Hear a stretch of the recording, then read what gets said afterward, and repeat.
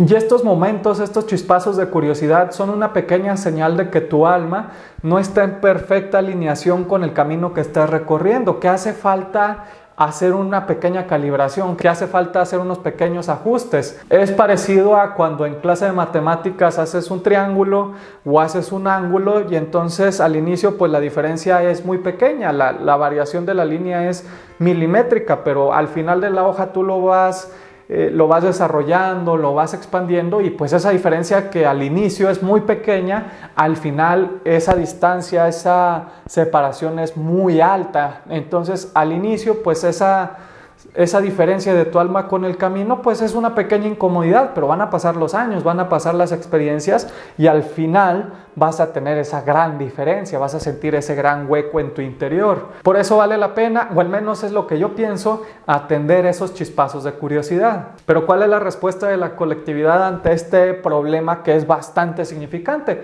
Pues te va a proveer de vicios y de distracciones para que anestesies ese dolor interno. Y el camino de las masas es muy bueno en proveer estas distracciones, en proveer estos vicios. Las ciudades son las que tienen, bueno, y aquí me voy a ir un poquito a los extremos, entonces hay que tomárselo con unos granitos de sal, pero podríamos decir, las ciudades son las que tienen los bares, los antros, los centros de vicio. Pero si tú te vas con un ermitaño, pues tiene una casa muy humilde, tiene actividades bastante nobles como la caza, la agricultura, y no hay tanto espacio para el vicio, porque es nada más la persona, es nada más la fuerza de su carácter.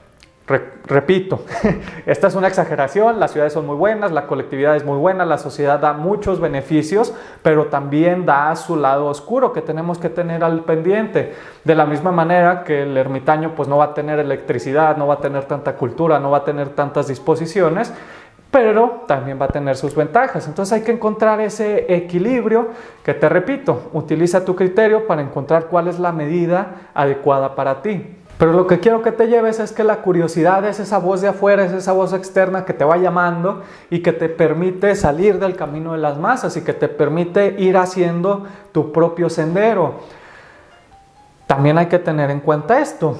Vas a seguir viviendo en sociedad. Este es un proceso interno, esto es un proceso psicológico, esto es un proceso individual que tú vas a llevar en la privacidad de tu mente, en la privacidad de tu tiempo libre. En la realidad vas a seguir viviendo en una ciudad, vas a seguir viviendo con tu familia, vas a seguir conviviendo con tus amigos.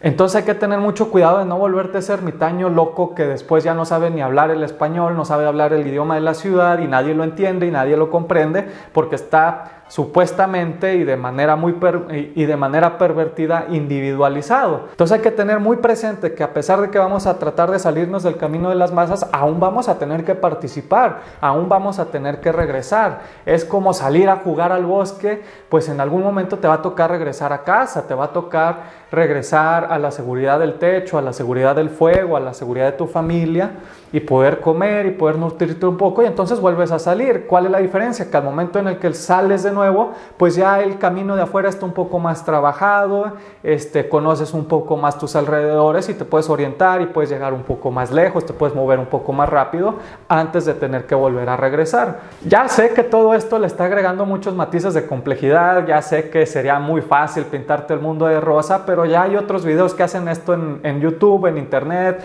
en varios libros. Ese mensaje ya está fuera y personalmente creo que no es muy bueno por lo mismo de que pervierte la imagen y al final va a hacer que te desesperes, al final va a hacer que te desilusiones o al final va a hacer que te conviertas en ese ermitaño inadaptado.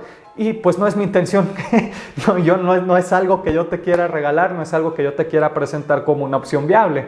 El objetivo de encontrar tu propio camino, de seguir a la curiosidad, es poder estar un poco mejor, es tener un poco más de desarrollo, es ese avance, es ese progreso que no está en el camino de las masas, que te va a tocar a ti conseguir de manera independiente, que te va a tocar desarrollar esas partes de ti que tú sientes que te falta desarrollar. ¿Cómo le podemos decir a esto? Sería como si tú te inscribes en una escuela, llevas al sistema educativo, te enseñan un bloque, un tronco común, pero pues tal vez tú tienes ciertos intereses y esos en tu tiempo libre es cuando, ok, pues déjame compro el libro y lo leo en mi casa o lo leo en el recreo, pero igual tienes que seguir atendiendo este bloque.